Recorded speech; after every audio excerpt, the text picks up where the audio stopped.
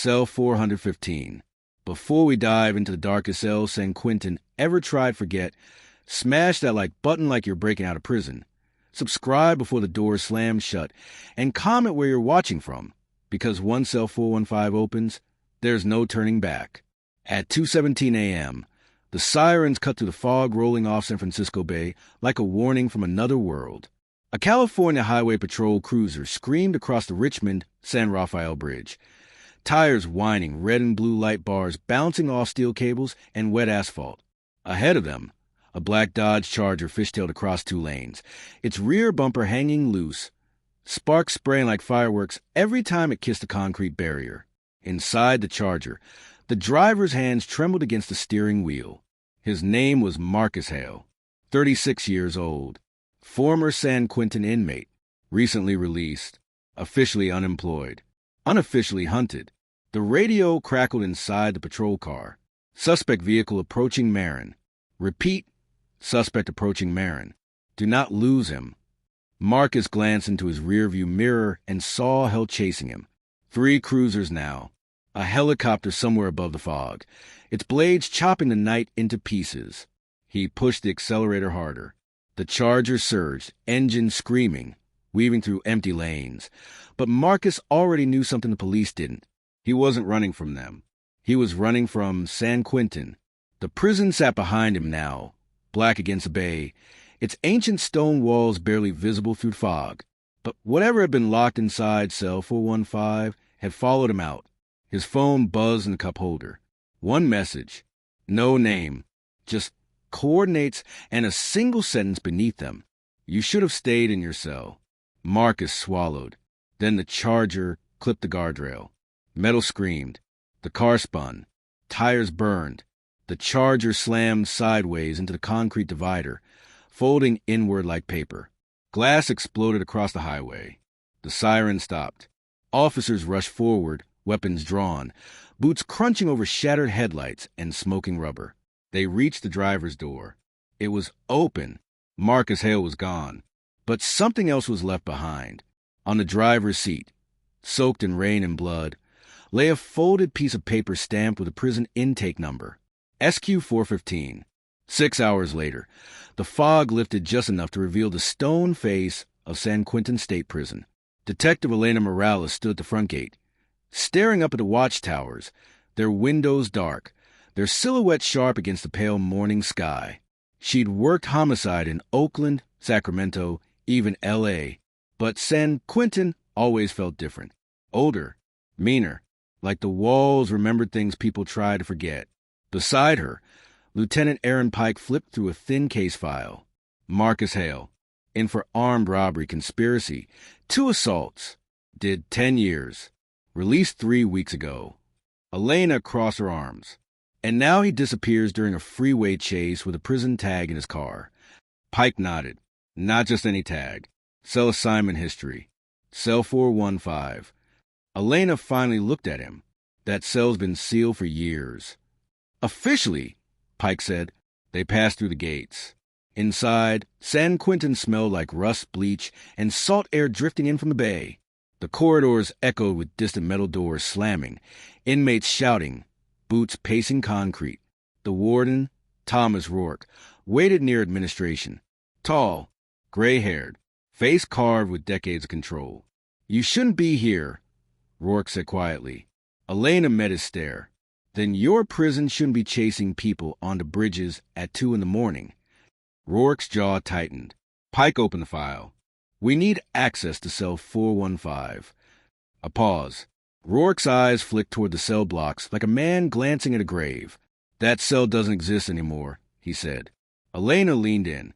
Then why did an ex-inmate leave its number bleeding on a highway seat 6 hours ago? Silence stretched. Finally, Rourke exhaled. Follow me. Cell block D sat older than the rest of the prison, built in the early 1900s, stone thick enough to swallow sound. The farther they walked, the colder the air felt, like the bay had crawled inside the walls. Their footsteps echoed. Guards unlocked rusted gates one by one.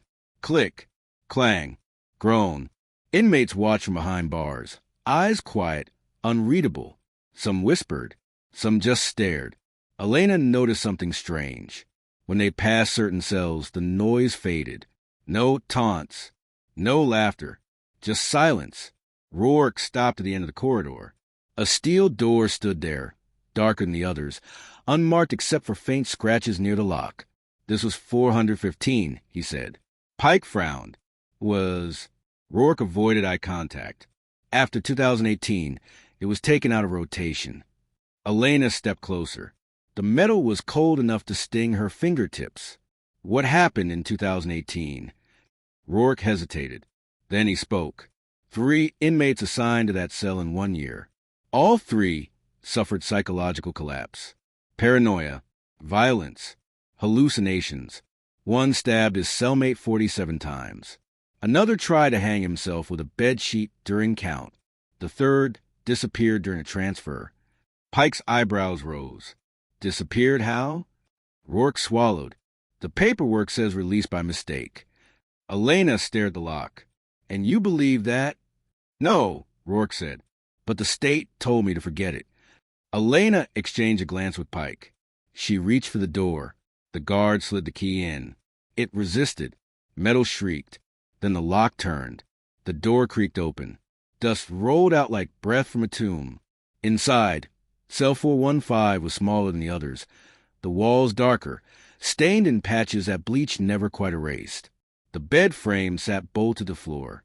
A rusted sink dripped once every few seconds. Drip, drip, drip. Elena stepped in. Something felt wrong immediately. The air smelled metallic. Not just rust. Blood. Old blood. Pike crouched near the wall. These scratches, look at them. Hundreds of lines clawed into the concrete. Some deep, some frantic, some layered over each other like someone had been counting days, then losing their mind. Elena moved toward the mattress and froze. Carved into the steel frame, barely visible beneath grime, were words written by hand, over and over again. He's not an inmate. He's not an inmate. He's not an inmate. Her pulse kicked harder. Pike noticed something under the bed. A plastic bag taped to the frame. He pulled it loose. Inside were letters. Prison correspondence.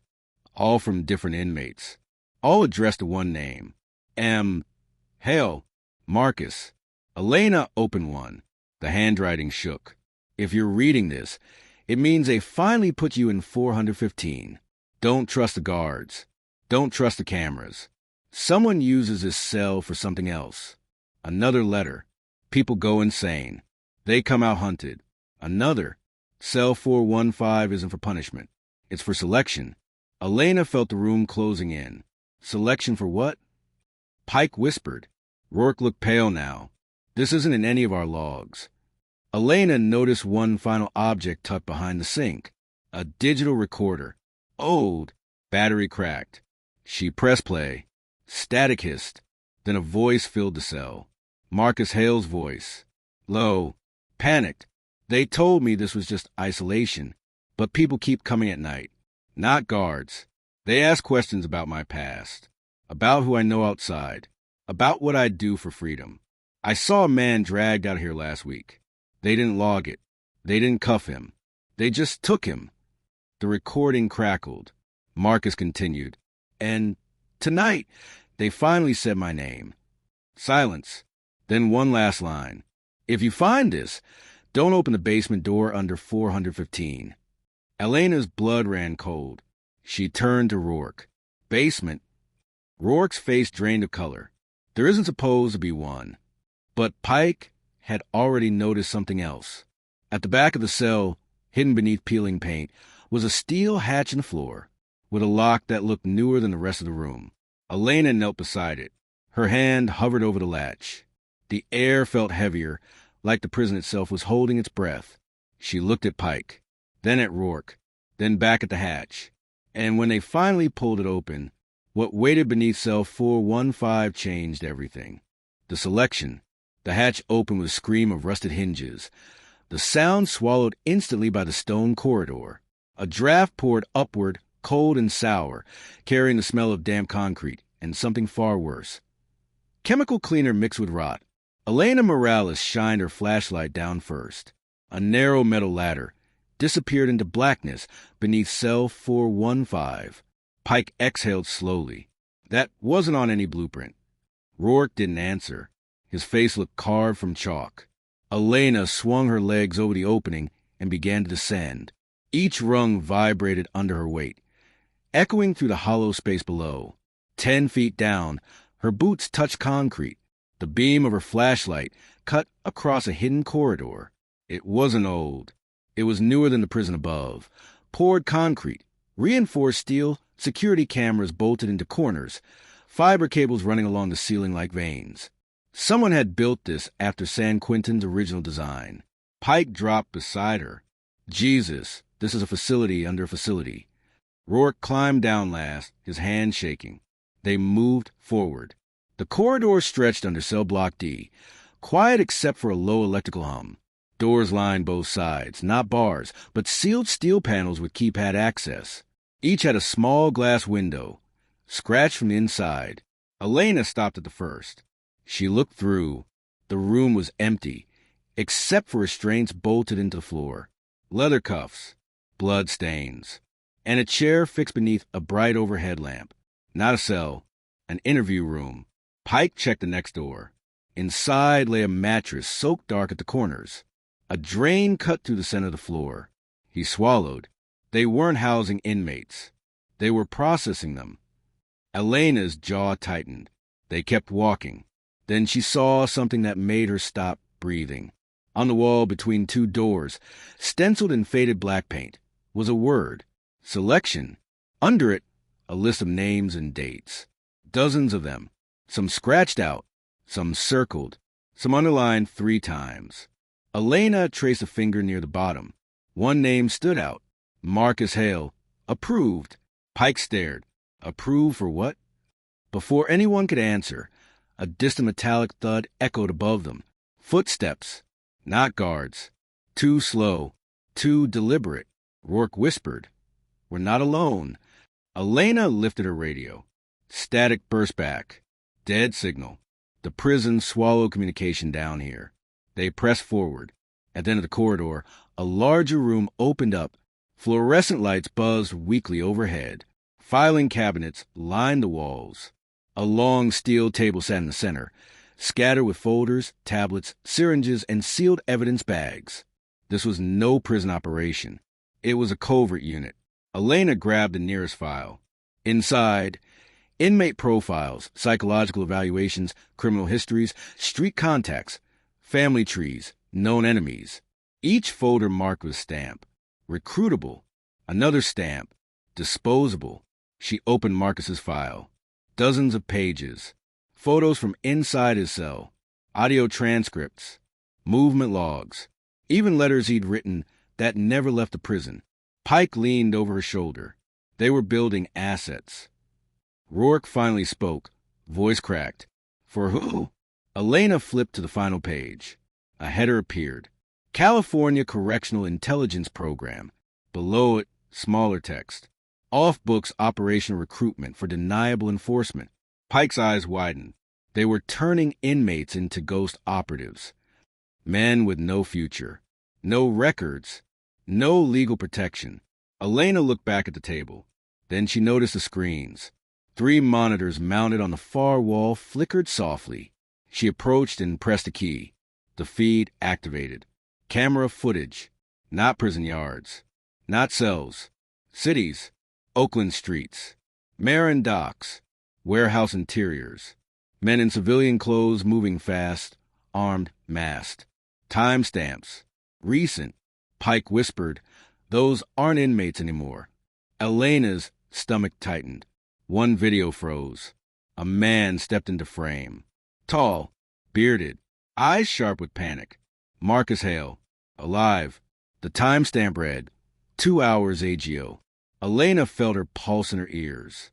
He escaped the chase, Pike said, but not the program. The screen switched to another clip. Marcus sitting in a dark room, wrists cuffed, breathing hard. A voice off camera asked questions. Not police questions. Strategic ones. Who would you kill for? How far would you go to stay free? Who do you betray first? Marcus didn't answer. Then the video ended. Elena backed away slowly. That message on his phone, those coordinates weren't escape. They were a pickup. Rourke's hands trembled. This isn't sanctioned. I swear to God. Before Elena could respond, a metallic click echoed behind them. Pike spun. The corridor entrance had closed. A steel blast door slid down silently, sealing them inside the underground level. Elena rushed to it. She slammed her fist against the panel. Nothing moved. Someone's locking us in. The lights flickered. Then another sound filled the space. Footsteps. Multiple. Coming from the far end of the corridor. Elena drew her weapon. Pike did the same. Shadows stretched across the walls as figures approached. Not guards in blue, but men in black tactical gear. Faces half covered, weapons lowered but ready. There were 4 of them. The lead man spoke calmly. Detective Morales, Lieutenant Pike, Warden Rourke. Elena's eyes narrowed. You know us? He nodded. Of course. Cell 415 monitors everything. Rourke's voice shook. Who are you people? The man smiled slightly.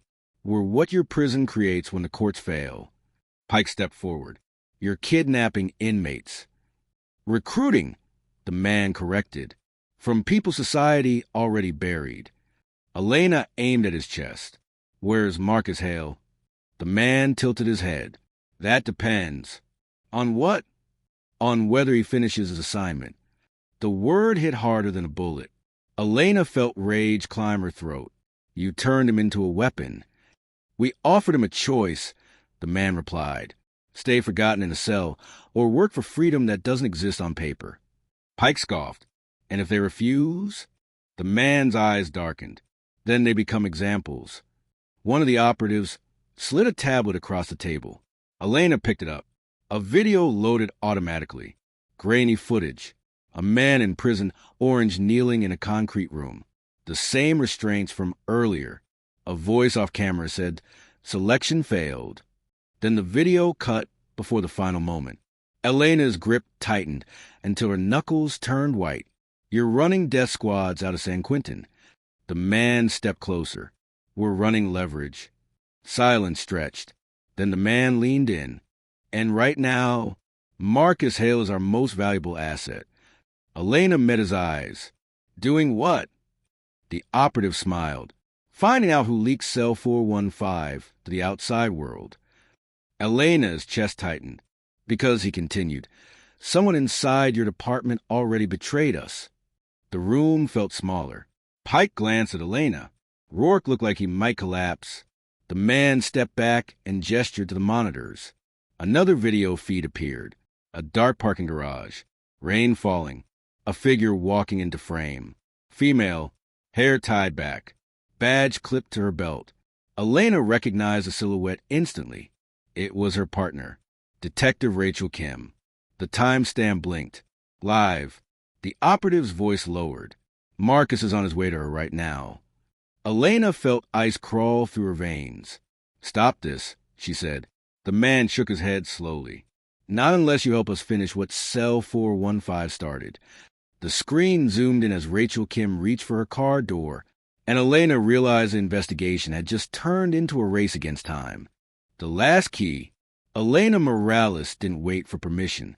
She lunged to the table, grabbed the tablet, and smashed it against the concrete floor. The screen burst into spiderweb cracks, sparks snapping through the dark. Pike. Now. Pike moved at the same time, slamming his shoulder into the nearest operative. The man staggered back, weapons skidding across the floor. Rourke dove behind a cabinet as another operator raised his rifle. Gunfire thundered through the underground chamber. Concrete chips exploded off the walls. Fluorescent lights shattered, plunging half the room into flickering chaos. Elena rolled behind the steel table, heart pounding, ears ringing. She popped up and fired twice. One operator dropped, screaming, clutching his leg. Another dragged him back toward the corridor. The lead operative shouted, "Seal them in." The blast door began to slide again. Pike sprinted. He slid across the floor and jammed his baton into the track. The door shrieked, sparks flying as it fought the metal. "Go!" Pike yelled. Elena grabbed Rourke and pulled him toward a ladder under cell 415. Boots thundered behind them. A bullet kissed the wall beside Elena's head, spraying dust across her face. They reached the hatch. Pike climbed last, firing blindly downward. Then the ladder shook as he yanked the hatch closed behind them. Darkness swallowed the underground level. For a second, there was only breathing. Then San Quentin's corridor noise returned. Distant doors, guards shouting, radios crackling. They were back in the prison. But the nightmare was already loose outside. They didn't explain. They ran. Guards shouted after them. But Pike flashed his badge. Elena already dialing with hands that wouldn't stop shaking. Straight to voicemail. "Rachel, answer your phone," Elena whispered, then louder. "Rachel?" Nothing. They burst through the front gates into cold morning air. Fog hugged the bay like a blanket of secrets. Pike hit the cruiser lights while Elena jumped in. Tires screamed. San Quentin vanished behind them as they tore onto the road toward Oakland. Pike drove like the law didn't exist. Elena kept calling. Voicemail, voicemail, voicemail. Her chest felt hollow. "He's not a killer," Pike said, eyes locked on traffic. "Not like this." Elena shook her head. They didn't send him to kill her. They sent him to see if she's a leak. Pike glanced at her. "And if she is?" Elena didn't answer, because she didn't know which answer scared her more. Rachel Kim's apartment sat above a parking garage near Lake Merritt. Concrete glass and too many blind corners. When they arrived, police tape wasn't there. That made it worse. Pike parked crooked, doors flying open before the engine died. They ran down the ramp. Elena's pulse thundered in her ears as they spotted Rachel's car. Driver door open. Key still inside. Elena slowed. "Rachel?" she called. No answer. They moved between pillars, guns raised, shadows long and trembling under fluorescent lights. Then Elena saw movement. At the far end of the garage, a figure stepped from behind a column. Tall, hood up, hands shaking. Marcus Hale. He looked thinner than in the prison photos. Eyes hollow, beard rough. His jacket was soaked from rain, clinging to his shoulders like guilt. "Elena Morales," he said quietly. Pike aimed. "Don't move." Marcus raised one hand slowly. "I didn't touch her." Elena swallowed. "Where is she?" Marcus glanced toward a stairwell. "Alive. Locked upstairs." Elena's muscles loosened half an inch. "Why?" she demanded. Marcus laughed once, bitter. "Because they told me she sold out cell 415. They said she built the program with them." Pike frowned. "And you believed them?" Marcus's eyes burned. "I believe the files. The recordings. Her login access inside San Quentin. Her clearance logs." Elena felt something twist in her stomach. "Show me." Marcus reached slowly into his pocket and pulled out a flash drive. Elena took it. They moved up the stairwell, boots echoing. Marcus led them to a storage room on the 3rd floor. Inside, Rachel Kim sat on the floor, wrists zip-tied, eyes furious but alive. "Elena!" she gasped. Elena rushed forward, cutting the ties. "Are you hurt?" Rachel shook her head. "He didn't touch me." Marcus backed away like a man already sentenced. Elena plugged the flash drive into her phone. Files opened instantly. Audio logs, emails, security keys, transfer approvals, all signed. Detective Rachel Kim. Elena's breathing slowed. Rachel stared at the screen. Then she went quiet. Too quiet. Pike noticed first. "Rachel?" Rachel looked up slowly. Her eyes weren't scared anymore. They were tired. "I tried to stop it," she said. Elena froze. "Stop what?" Rachel stood. "They started cell 415 after the state lost funding for witness extraction and off-book operations.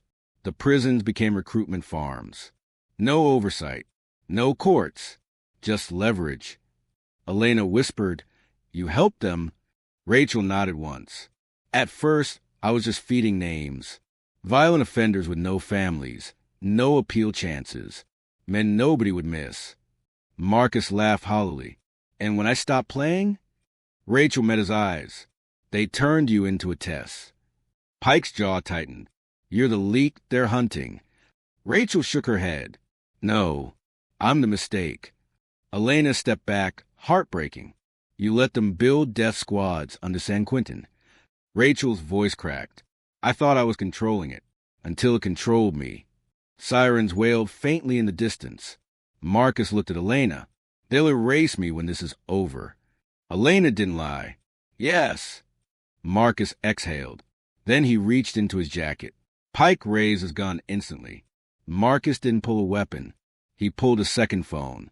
He tossed it onto the floor. Every conversation, every pickup, every execution order from cell 415. It auto-uploads to a public server in 5 minutes. Elena stared. You're burning the program. Marcus nodded, and myself with it. Rachel whispered, You'll die. Marcus smiled faintly. I already did in that cell.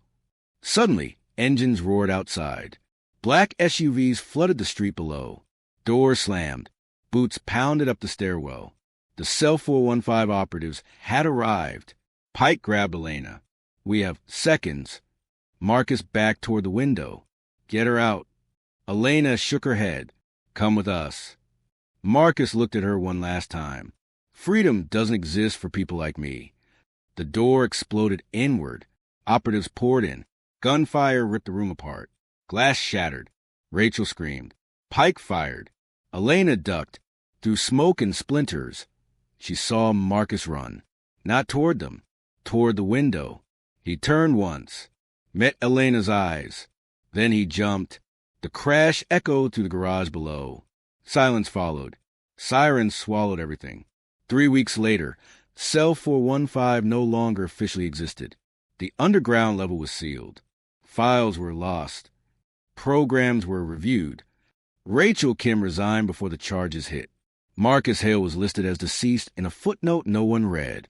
But Elena couldn't sleep, because late one night, her phone buzzed. One message, no number, just coordinates, and a single line beneath. Selection never ends. Attached was a photo. A prison cell. Different walls. Different state. And carved into the steel bed frame were 3 words. Cell 415 lives. They thought the darkness was locked away. But prisons don't create monsters. They recruit them. And somewhere right now, another cell door is closing. If this story pulled you into the shadows, you're not ready for what's next. So hit subscribe, stay sharp, and don't forget, some mysteries don't stay buried.